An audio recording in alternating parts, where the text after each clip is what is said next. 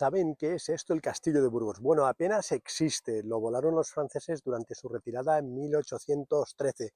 Fue una de las primeras y más abultadas derrotas de Wellington. El castillo no se puede visitar, además, como pueden ver, lo están rehabilitando, al menos lo que quede, pero les voy a soltar una parrafada sobre las guerras napoleónicas. Que conste que lo he leído aquí, no voy de enteradillo, pero como pueden ver, efectivamente explica, bueno, la guerra de la independencia y que esto era una base logística francesa por orden de Napoleón. Ordenó rehabilitar el castillo y dejó una guarnición. Wellington, tras la victoria en Portugal, tras la derrota del ejército de Portugal de los franceses, llegó hasta aquí y pensó que sería pan comido, el asedio, la toma del castillo. Entonces, como decía, una base logística francesa. En política como en la guerra ya saben que no hay que vender la piel del oso antes de cazarlo. Ya saben también que la política es como la guerra pero sin sangre. Para eso se inventaron los parlamentos. Bueno, todo lo cuenta aquí. Lo que pasa es que me ha gustado porque realmente honran a los muertos. Vean aquí, pues eso, ¿no? Los diferentes. Está el general Dubreton, han puesto el acento, pero en francés no lleva, con las fuerzas que ocupaban el castillo. No sé si he leído 3.000 hombres. Y luego los atacantes. Y además aquí, pues también, ¿no? Algunas placas en conmemoración a los fallecidos, ¿no? A la memoria de la primera legión de Gendarmería de Burgos, a los defensores heroicos, traduzco del francés.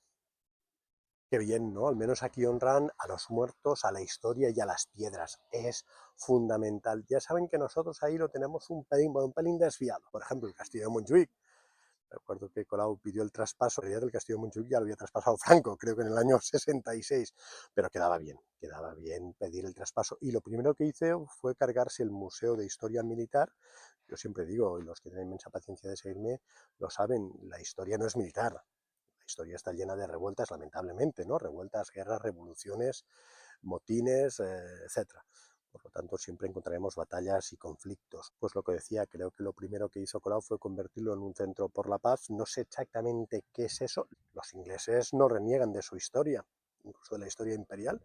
Vayan al Imperial War Museum en Londres, ¿no? Pues lo mismo. Ahí no, ahí Colau recuerdo que sacó las piezas de artillería que estaban en el patio, yo había ido de pequeño, y luego el famoso museo, también no sé qué pasó, había una colección impresionante de soldados de plomo que no sé qué habrá pasado tampoco, espero que no le haya pasado nada malo, pero eso, por el Centro Internacional por la Paz. Esto del pacifismo está muy bien, pero acuérdense de lo que decían los romanos, que hay que prepararse para la guerra. Si quieres ser pacifista, ¿no? Como es la frase en latín, ahora no me sale, pero si quieres ser pacifista, prepárate para la guerra. Y fíjense cómo ha cambiado Europa desde la época de Colau. El Partido Socialista está aumentando incluso los presupuestos del Ministerio de Defensa, un partido socialista que hubo un presidente del gobierno que no se levantó al paso de las tropas americanas en un día de la hispanidad, ¿se acuerdan? Zapatero, el Josep Piqué, el malogrado Josep Piqué, yo lo entrevisté un par de veces, se quedó en el otro canal, el que tienen mis antiguos socios, o mi antiguo socio, y le mando recuerdos de aquí a Álvaro Tomás una vez más, y me lo dijo, ¿no? Eso fue catastrófico para la política exterior española. Costó mucho deshacer el entuerto y volver a establecer relaciones diplomáticas sólidas con Estados Unidos. Pues es un presidente que dijo que no se levantaba y otro, estaba en la oposición, dijo que iba a abolir el Ministerio de Defensa. Evidentemente, ahí me da opinión, como en muchas otras cosas. Incluso recuerdo que hace años estuve en Jaca, también, ¿no? Ahí habían mantenido pues, un poco la historia, ¿no? La antigua fortaleza militar de Jaca. Y creo que además de ministro, pues no sé si de alcalde o de ministro del Interior, ministro de Justicia, desde luego de Defensa, ¿no? Pero había estado, o era Juan Alberto Belloc, que era Partido Socialista. En cambio, en Barcelona, en Cataluña, tenemos tendencia a eso, a dar una visión sesgada de la historia, la famosa memoria democrática, como si la República hubiese sido aquello paraíso terrenal. No, tiene un vídeo, se lo pondré al final, sobre algunas obras que hay que leer sobre la retaguardia republicana. Es evidente que Franco fue un golpe de Estado, fue una guerra civil cruel y cruentísima, hizo muchas barbaridades, incluso luego con la dictadura, los últimos fusilamientos son del 75, pero vamos, la República tampoco estaba exenta de responsabilidad. De hecho, incluso en uno de los libros que leí, el de Edgar Alison Pierce, un hispanista británico, él habla me sorprendió porque yo no había oído nunca eso, ¿no? La teoría de una guerra preventiva, un golpe de Estado preventivo, como si el Partido Socialista hubiera planeado hacer una revolución armada antes del estallido de la guerra civil. No me suena, no creo demasiado en las conspiraciones y en las guerras preventivas, pero lo hizo un hispanista británico y a mí la verdad es que me llamó la atención.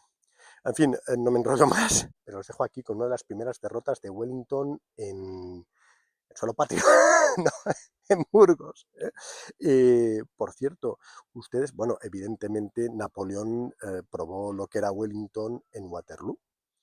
Ahí Napoleón perdió sobre todo porque Ney lanzó la caballería pensando que el centro británico se derrumbaba, los vio retirarse, no se retiraban, se escondían, y les lanzó la caballería, yo no sé si media docena de caballos en la carga, aquella frase mítica, venid a ver cómo muere un mariscal de Francia, pero al final no quebró porque los británicos se habían organizado en cuadrados y resistían a la caballería, además se defendían, ¿no?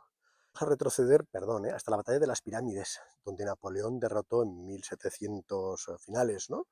En su famoso viaje a Egipto, en su famosa expedición, derrotó a la caballería mameluc, considerada entonces la mejor caballería del mundo, también porque organizó a la infantería cuadrados, en cuadros, perdón. Y eso, paradojas de la historia. Luego en Waterloo el auténtico, no el de Puigdemont, perdió por eso. Xavier Rius desde Burgos.